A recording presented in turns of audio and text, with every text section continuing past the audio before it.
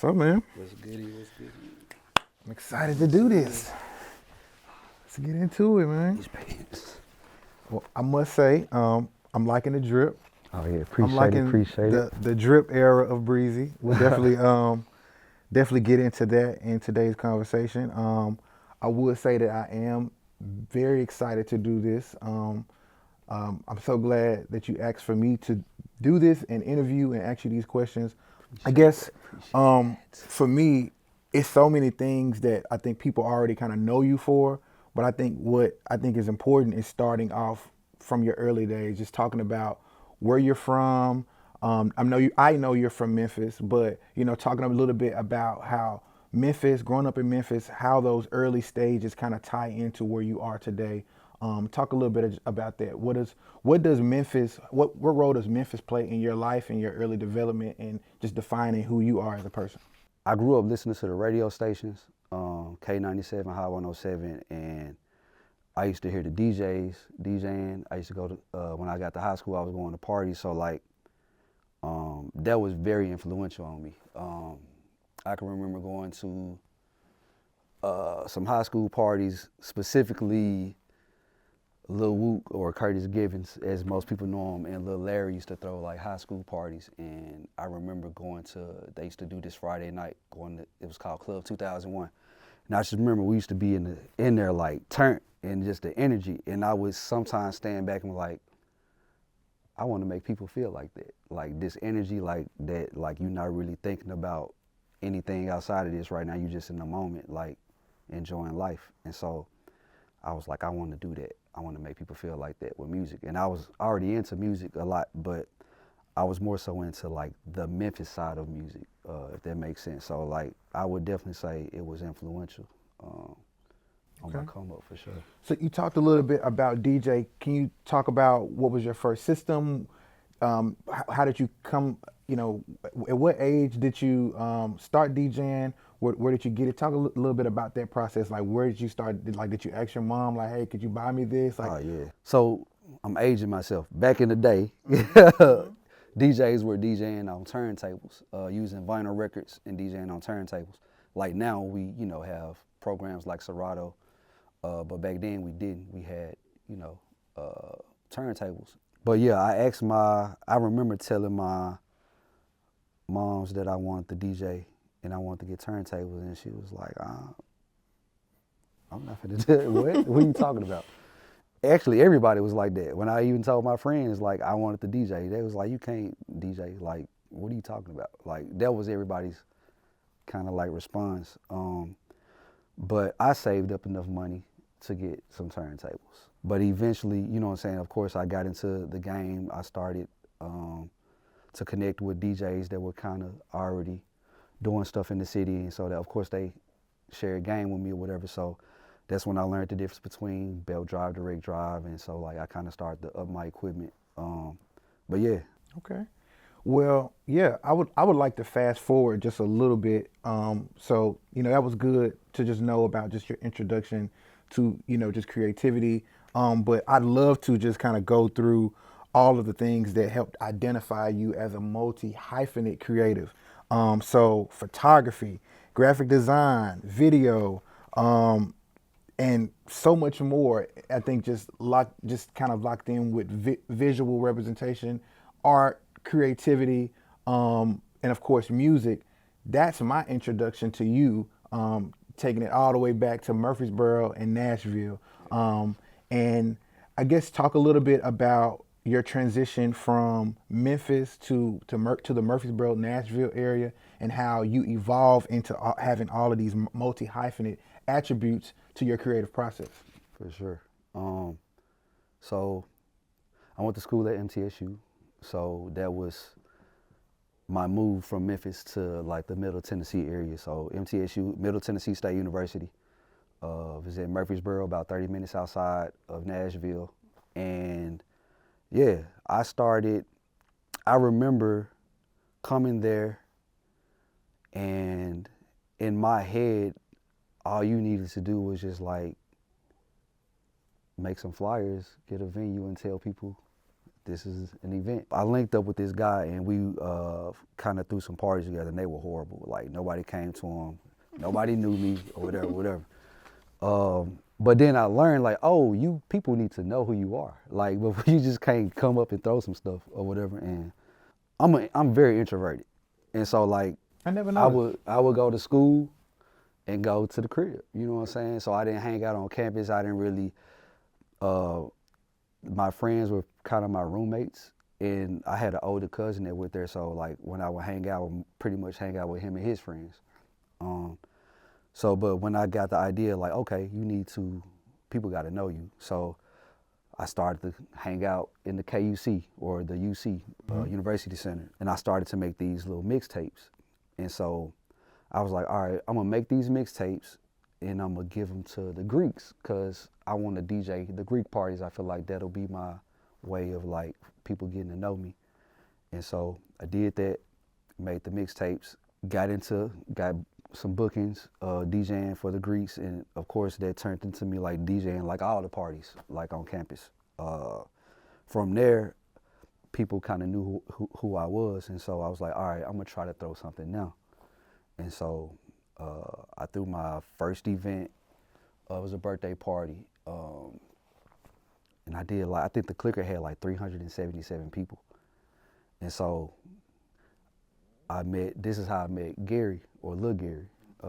People probably know him as one of my partners that I kind of started to maneuver through Murfreesboro and Nashville with. And so he came to me, he was like, bruh, like, he was an alpha at the time. He was like, bruh, no one outside of Greeks has ever been able to throw a party and bring people out. Like, we need to link. Like, I got some ideas for some stuff I want to do or whatever. So that was in February, I forget what year, February or something. And so that summer, we started to work together. He threw some summer parties and booked me as a DJ. They went well. From there, we linked up and started throwing parties together under the banner of Lil Gary, Lil Breezye. You know, Gary, Lil Breezye presents. I like that. Yeah, so we did that, and it just kind of took off from there as far as like the DJing and the throwing parties. So the party scene kind of led me into everything else that I'm kind of doing now. Side note, I was heavy on Tumblr. Mm-hmm. Tumblr kind of got me into, of course, interested in photography. And so originally when I got the camera, it was more so just to help promote the events. And that turned into me doing photography as well. I like that. So yeah, you talk about, photo, video, it being kind of a platform to, highlight what you were already doing with DJing and the promotion, but in some way that overlaps and goes into your appreciation for art and your appreciation for just creativity. Can you talk a little bit about like how those things are connected, and really just share with me because also one of the monikers that I didn't identify or that I didn't say was that I would call you a curator. Yeah. And everyone is not gifted with everybody might be appreciated with art, but they're not able to arrange and put pieces together. So I think you are a connoisseur, I think, of a lot of things. But yeah, I think that there is a connection, and I would love for you to explain the connection between, all right, and I've picked up this camera and I'm playing around with this, and I'm obviously a appreciation of art. I love art because as a DJ, you like the music, but where does the appreciation for visual arts come into the picture now, into your story, and where you start to collaborate with other artists and give them spotlights and opportunities? Social media opened me up to like seeing things that's happening in New York, things that's happening in California, and I just remember I was like, oh, that looks cool, like art, you know what I'm saying, show or whatever, but there wasn't really anything like that down here, especially at the time I was in Murfreesboro. Mm-hmm. So I started to go to these art shows in Nashville. They used to do, they still do them. They call them art crawls. And so different parts of the city would have them, and we would go to these art crawls in downtown Nashville. And I could just remember only seeing like older white artists work or whatever. And I always wonder, like, I never see anybody like really that look like me or in my age range worked. And so that's what kind of inspired me, like, you know what, I'm going to do an art show. Like, And before you talk about the art show, does the jam sessions, do they predate the art show? yes. So I had the idea, so all of these things, I had all these ideas for a while, like since like probably 2009, 2010. At the time, I'm still throwing parties, but none of the people I'm around are really into art. I mean, they're into music, but not like art in the sense that I'm into it, photography and all this stuff. Like, a lot of the people I was around didn't really understand that. Like, cause I remember mentioning that I wanted to do something like an art show, and one of my friends was like, "For what?" Like, they didn't. It was like, and at that time, there was like some bougie wine. You know what I'm saying? It wasn't like cultural. Yeah, it wasn't cool. Yeah, right. It wasn't a place for us to feel valued and appreciated. And so it just would just stay in my mind. I never like really tried to pursue it. So I was about to say, before you say that, so all right, you go from promoting and throwing parties. What was the first non-traditional or creative event that you throw that is like it's like the snowball for all the ideas and all the cool things that you've done? So I had an idea for the jam session. I had an idea for doing an art show. At the time, I was really cool with Terry. It's a guy that was at school with us. His name Terry. Everybody knew him as Tattoo Terry, and so he used to paint, do tattoos, and music. And so I was telling him about these ideas, and he was like, "Bro, you need to do it." Like, you know what I'm saying? But at the time, I'm still a little whatever. I had an idea. I forget the guy's name. It was an artist on Instagram. He used to paint these roses and fish. He used to paint them on a lot of celebrities, furniture or cars. And I remember he was doing this. He had posted a video where he was in his house. Huh? D Cozy? I feel like it started with a D. Or D Cozy. D something. Okay. But I remember he was in this mansion. He had a mic on, like a little wireless mic. He was painting this girl. She was nude, and he was painting her. And he had just a crowd of people around watching him. He's just talking. And I was like, what the fuck? That shit cool as hell. He's just so I was like, all right, that was my idea. Like, I had that idea first, like, that's where the idea for art house came from. And so I was like, all right, I'm gonna get a house and I'm gonna do different rooms. I'm gonna put some paint in this room. I'm gonna DJ in this room, do whatever. And so the jam session was the first thing I had because that was like something that I could do. I was cool with this drummer. The drummer name was Jay Williams.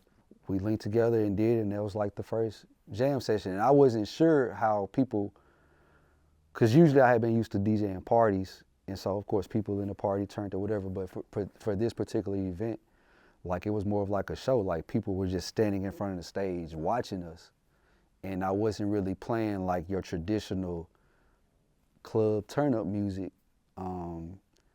And so people just kind of just standing there looking, so I'm like, I don't know if they enjoying it or what. I mean, I seen head nods and stuff, but after the event, I had so many people come to me like, hey, nah, this is dope. You need to do this again. Everybody was like, when the next one? So I was like, okay, I guess people did, you know what I'm saying, rock with it. And so, yeah, I did a couple more, and I had in the back of my head the art house situation, and like that was the next event I did was I think I did the jam session that year. Then the following year for my birthday I did the first I take that back. I sat on the art idea for a second. I did the jam session, then I did an event called Kodak Kickback. And Kodak Kickback is a Was Kodak Kickback before Art House? I don't know. I think so. I believe the first one. I don't know. I think it was like right after. I think. I'm not sure. I feel like it was first. Okay. Cause.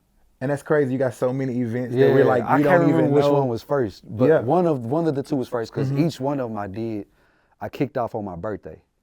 So I think I remember the Kodak kickback being first. I did that on my birthday, but then like the next year for my birthday, I think I kicked off the art house. Or it may have been flip flop. So this is my point of view. This is where I'm introduced to you, Yeah. and then we get into your ability to, because now you segued. I think at this point it's clicked that like, oh, this is my bag. Like, I am going to create like new, innovative ways for my culture, my area, my region, which is the South, or the Nashville area. These cool things that they have never experienced, and something that they can feel like they're active participants in and they feel special in. So all the events that you threw, they felt special because it was nothing like them. I mean, I'm literally seeing people like excited to go because somewhere in the mix, people were tired of going to the club and standing around and smoking hookah and drink. Like you feel the void that like people was looking for. And I just saw like people, it's so crazy. It probably was like back in the day when like, I'm trying to find a reference point that's beyond, but whenever like, I don't even know what our parents were doing that just got them out and made them like, I saw people dressing different. I saw people I'm like, what? So it was just kind of cool to be there seeing it happen. But my introduction to you was, an up and coming artist, just, doing my thing and trying to be consistent with trying to show my stuff, via social media. This guy reaches out and say, hey, would you be interested in being an art show? Now, I don't know how much you know about me as a person, but, I'm like, yes, because I'm like, this is a dope opportunity. I don't know if you know that I'm like, I've never really been in an art exhibition. So it's kind of a new journey for me. I don't know, was this your first time hosting an art exhibition? Yeah, I think you were my first art show. And Wow. to backtrack, like I said, that was the reason. Two things. One, like I said, I was going to Nashville, wasn't seeing any young black artists. Most of the artists I knew were just posting their stuff on Instagram. So that's one thing one reason why I wanted to do the show. And then two, it was, like you said, people are tired of like party. I was tired of it. Like I had been partying since I was in high school. And then two, just being in those big spaces, working with janky promoters. I mean, I was throwing stuff, but I was also DJing stuff for other promoters. Like, and I was like, I'm losing interest in this. Let me do things that I know. Let me produce things that I would want to go to. And so that's how, what I'm saying, those events were finally born or whatever. Because like I said, I had the ideas for a minute, but it was just like a fear of like not knowing. I had never done them before. And if I could do it, you know what I'm saying? So, yeah.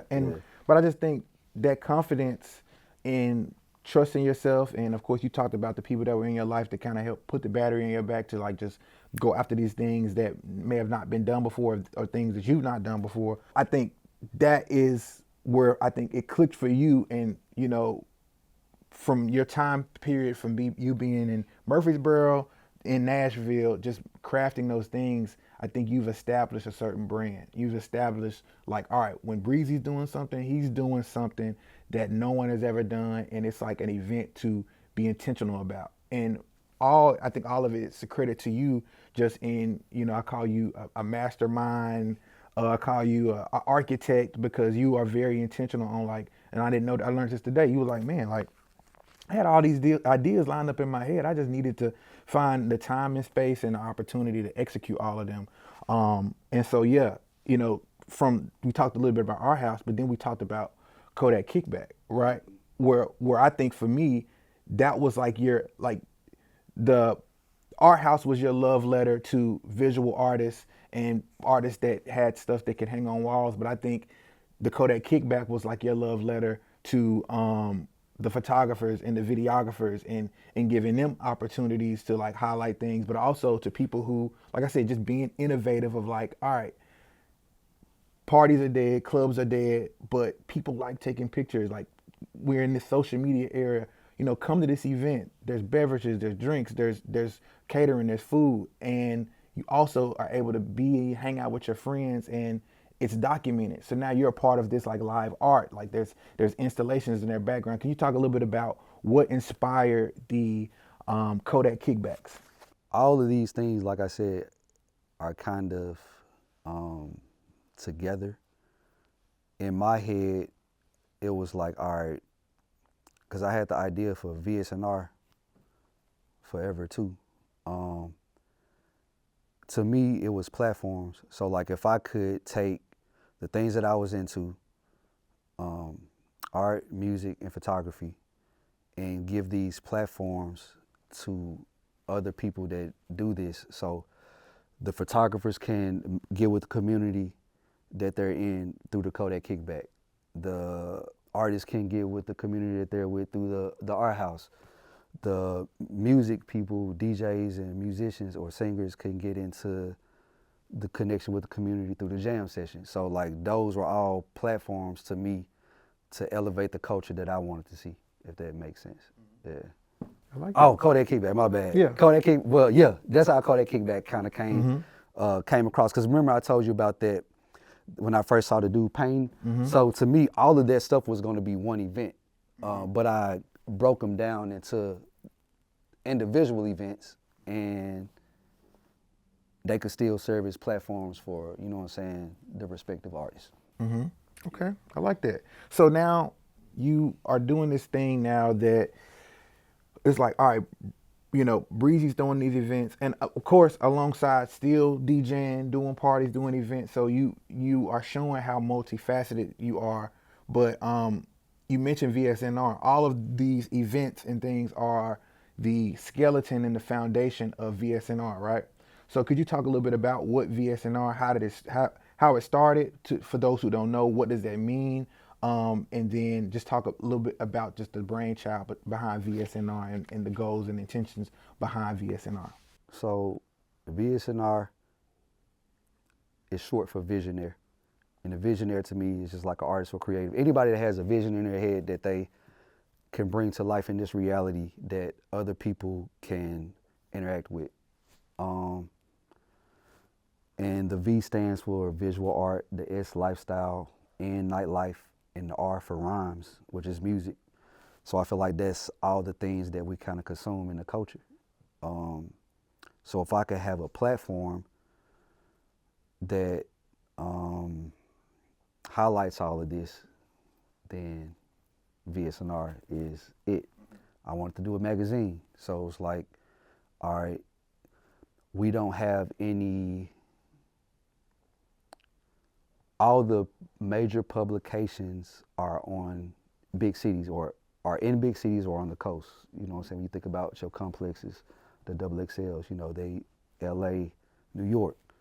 And so we didn't really have anything in the South, and specifically Tennessee, Memphis, Nashville, that was documenting and highlighting what was going on. I felt like we had just as much of a vibrant scene or just as many talented artists as any other big city, but there was really nothing showing what was going on. And so VSNR in its essence is about documenting and highlighting and celebrating the people that are helping shape the cultural landscape here in this area. And so, yeah, that's what VSNR is and kind of where it stemmed from. Okay. Well, I like that. I like doing jumping around because I think so many things are connected in so many different ways. But I want to fast forward to, all right, we just got through talking about Nashville, Murfreesboro, just that space in that area. But now I would like to talk a little bit more about Memphis, right? So now that's currently where we are right now. We're currently in Memphis. And you've been here for how long? I came back in 2021. 2021, right? So throughout this process, throughout your creative process, you end up coming, you're in Nashville and Murfreesboro, and then 2021 you are in Memphis. In between that, I think all of us know what happened in 2019 and 2020. Talk a little bit about where you were at and what you were doing, and what were the feelings and the thought that was going through your mind during COVID? 2019 is when I started to focus. Like I was like, okay, I have something here. I kind of started to believe in myself a little, because at first I'm just doing stuff. So like there wasn't really any organization to it. So remember I told you I always wanted to do the magazine. So this is when I started to get very intentional. So I was like, all right, I'm gonna go ahead and launch this magazine. Officially launch the VSNR brand. Because at first I just had the idea for VSNR, but I was just doing those events, but not really necessarily under VSNR. It was more so just like Breezye is presenting these events. And so I kind of just organized everything and said, all right, let's go ahead and it's time to go ahead and do this VSNR thing. So 2019, I locked down and studied. Like I already kind of have a background in marketing, just with throwing the events. My major was mass communication. I had 2 minors, psychology and marketing. And so originally when I came to school, I really wanted to write, I was into DJing, but I also wanted to write commercials. And so I started to study different brands that I'm into. I started to study UX, UI, or user interface, user experience. So I'm studying these things so I can make a good product or whatever. And so I do all my research. I craft the magazine all 2019 or the later part of 2019. And I say I'm going to release this in March. So as we're coming into the new year, we are starting to hear news of what's going on in China with COVID and everything. So I remember I had a pop-up, I released the magazine on March 8th. Of 2020. 2020. I had a pop-up situation or activation to release the magazine at this store called Rooted in Nashville. It was like a clothing store, had a gallery. We kind of rearranged the store to be a gallery and to be like activate the space to have the theme of what we call it the VSNR lab. So it was kind of like set up like a laboratory. Before March 8th, that was a Sunday. The Tuesday before, Nashville had just got hit by a tornado. I don't know if y'all remember, but a bad tornado came through. And so I was like, I don't know if I should still have this event or not, because people that I knew had lost their homes or whatever. And so, but after talking to some people, they was like, no, we need this. You still need to do it or whatever. And so I was like, all right, did it, had the release, sold out of all the merch, sold out of the magazine, sold out of like everything. It was like a success. Like, and people came to this event. This was like the first time Nashville, well, I won't say Nashville, but at least our crowd had witnessed like an activation on that level. Had the event that Sunday, that Thursday we went into lockdown. And I was kind of devastated because I had really had like shit planned out, you know what I'm saying? And so that kind of put a damper on my year. Like most of my income was coming from DJing and throwing events. So I had money saved up, so I was cool. I'm thinking like, oh, this will last a few weeks, a month or so, and we'll be back out. Weeks turned into months.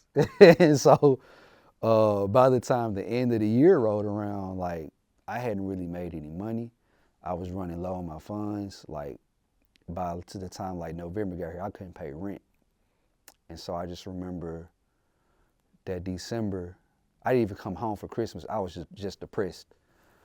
And I was broke, depressed, behind on rent.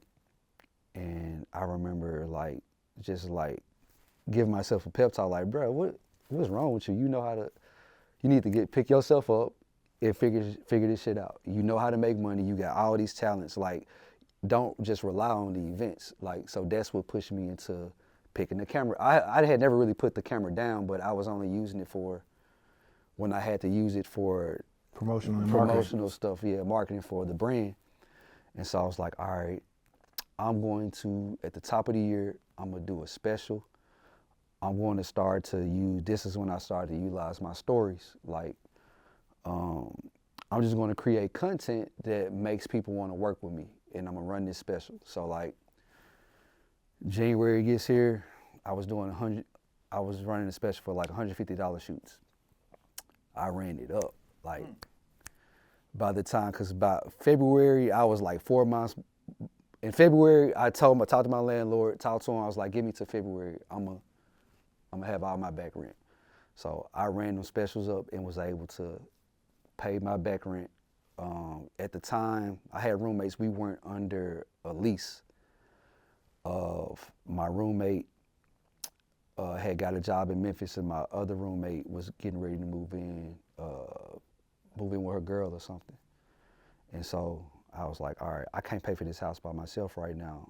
So I think the best thing for me to do is go back to Memphis. So that's how I ended up back in Memphis. But I'm thankful for the pandemic because it pushed me into what I'm kind of doing now, if that makes sense. Yeah. No, most definitely, most definitely. So, so you're back here in Memphis, right? And what I know is that you have had some opportunities to kind of delve into, some would say just the corporate world, you know, and you're able to translate some of your gifts and your talents and the things you've built within your brand to help enhance, you know, local companies and organizations here here in Memphis. Could you talk a little bit about that and just, you know, some of the organizations that you've helped, you know, affect with just your skills and your visual and just your all of the things that make Breezye Breezye, like the brand. How have you been able to use the extension of your brand to help some of these local organizations here in Memphis?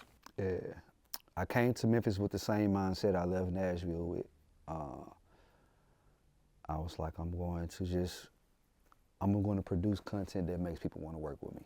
And I just was doing content. And so from there, I got noticed by Choose 901. Adam, shout out to Adam. Adam worked with Choose 901, and he reached out to me like asking like, you know, how I would feel about doing some work with them. So I was like, oh yeah, for sure. You know what I'm saying? And so maybe a month went by when he originally reached out. And so I just, like time had passed, so I just figured like nothing was gonna happen from it. But then he hit me up again, was like, hey, can you come in and meet us? I want you to meet, you know what I'm saying, John, who runs city leadership in Choose 901. And so I was like, yeah. So went in and meet them, did some contract work for a little while. Then they asked me to come on like either part-time or full-time. I chose part-time. So I got doing work for them. I got noticed by other people in the city. And so also working with Choose 901, I was able to meet other like nonprofits, like shooting content for them, but for Choose 901, helped me, you know, kind of build my name up and do work with other brands in the city. From there, I think I got noticed by Tone, an art gallery, a nonprofit in the art gallery, Artists Run Collective. And so they reached out to me about doing some work with them, did some contract work with them that transitioned into me getting a position, the media manager position, and then that transitioned into me becoming the marketing director. Those are like the two main ones I kind of did a lot of work for. But I did, of course, work with other organizations as well. And yeah, so that's kind of how that corporate world thing kind of happened. Yeah. So speaking about potential, speaking about bigger, what you working on, what you cooking up, what is something that the people should be looking forward to going into 2025? Elevation, like scaling, doing the things that we're kind of doing now, but on a bigger scale as far as it comes to events and activations. But also, I feel like this year I had kind of stepped away from doing like working on my personal brand. So over the years, I've gained a lot of valuable knowledge, and so I feel like I'm in a space now to where I could share, you know what I'm saying, kind of share that knowledge and some of the experiences out. So like really stepping into the role of being an inspiration, being a mentor, being a teacher, being a thought leader, being all these things for other people now. So like really stepping into the space to, one, getting back to my roots of like documenting. I really want to get into like doing some short documentaries, get into putting myself in the light of being a thought leader. And so this year or next year you can really expect to see me giving back more of through workshops, through panel discussions, through short films, through all those things. So really just kind of stepping into like my mentor space, I guess. It's always great to have a conversation with you. For sure. And yeah, like I said, once again, I'm so grateful for you asking me to do this. Like, when you asked me, I was like, I would love to. I would call myself a Breezye enthusiast. I have taken so much inspiration from you. I've studied, from all of the moves that you made and applied it to my life. And like I said, I'm gonna forever be grateful for you. Whatever you call me and ask me for, I always try to show up because you were there for me and you kind of helped start my career and my dreams and my goals that I've working towards. And I have to give you that credit. So I want to give you your flowers and thank you for all the dope things that you've done, because not only me, I'm sure there's a lot of people out there that's watching this and is going to view this, that you've helped affect their lives. And it may not have been intentional. I think at a certain point I feel like it might have been, but I don't know if you know or have a good grasp of how many people you have affected, whether it's just they've been to your event and they're never going to visit an event like that ever again, from an artist career who, they might not necessarily believe in themselves like that. And then you give them a platform that just launches their confidence, launches, their view and their audience. So I'm just saying, continue to do what you do, continue to be dope and amazing and do dope things. And yes, everything that you want, full circle moment, all the things that you wanted from a kid came true, and all the things that you want for the future is going to come true, because you have shown yourself to be very resilient and persistent and a visionary. You are a true definition of a visionary. When you see something and want something, you bring it to life. So thank you.